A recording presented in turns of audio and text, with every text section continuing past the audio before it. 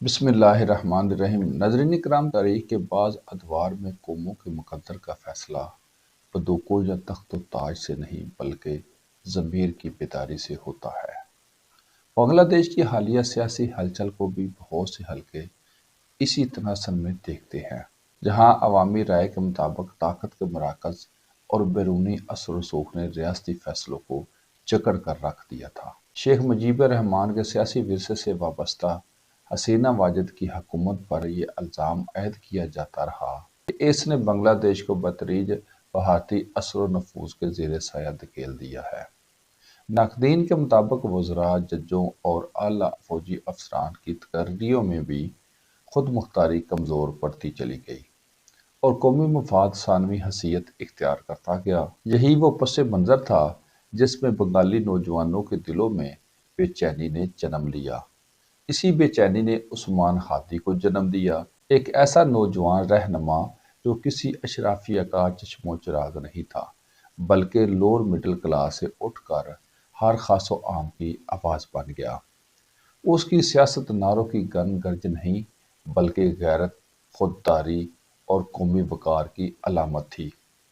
فروری 2025 کے عام انتخابات میں ڈھاکہ کی ایک نشست سے اس کی امیدواری اور جماعت اسلامی کی جانب سے اس کی حمایت کی عوامی سطح پر ایک فکری اتحاد کے طور پر دیکھا گیا۔ عثمان ہادی کا سب سے طاقتور نعرہ یہی تھا کہ بنگلہ دیش کو ہر قسم کی بالادستی اور بیرونی دباؤ سے آزاد ہونا چاہیے۔ یہی نعرہ اس کی مقبولیت کا سبب بنا اور اس کے ناقدین کے مطابق اس کی جان کو لاحق خطرات کی وجہ بنی۔ چند روز قبل اس نوجوان رہنما کی ہلاکت نے پورے بنگال کو سوگوار کر دیا۔ اس واقعہ کے حوالے سے مختلف دعوے اور الزامات گردش کر رہے ہیں، جس میں بیرونی ایجنسیوں کے کردار کا بھی ذکر شامل ہے۔ تاہم حتمی حقائق کا تعین، تحقیق اور انصاف کا تقاضا ہے۔ ایک بات البتہ طے ہے، عثمان ہادی کی موت نے اسے ایک فرد سے بڑھا کر ایک نظریہ بنا دیا۔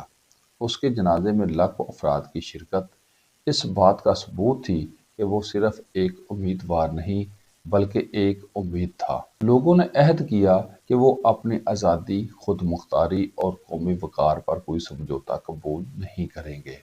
اس سارے منظرنامے میں جماعت اسلامی کا کردار بھی قابل ذکر رہا، جس نے نوجوان قیادت پر اعتماد کر کے یہ پیغام دیا کہ سیاست صرف مورثی ناموں کا کھیل نہیں بلکہ نظریے، کردار اور وژن کا تقاضا کرتی ہے۔ جماعت اسلامی کی یہ دور اندیشی نوجوانوں کے دلوں میں نئی امید پیدا کرنے کا سبب بنی۔ یہ کہا جا سکتا ہے کہ عثمان ہادی کی شہادت، جیسا کہ اس کے حامی کہتے ہیں، اس کے نظریے کو نئی زندگی بخشی۔ اس کا لہو بنگلہ دیش کے سیاسی شعور میں ایک ایسے پودے کو سیراب کر گیا جو وقت کے ساتھ ساتھ تنگ آور درخت بن سکتا ہے۔ قومیں افراد سے نہیں، نظریات سے زندہ رہتی ہیں۔ اگر عثمان ہادی کا نظریہ بنگلہ دیشی عوام کے دلوں میں زندہ رہا تو تاریخ اسے ایک ایسے چراغ کے طور پر یاد رکھے گی جس نے اندھیروں میں راستہ دکھایا۔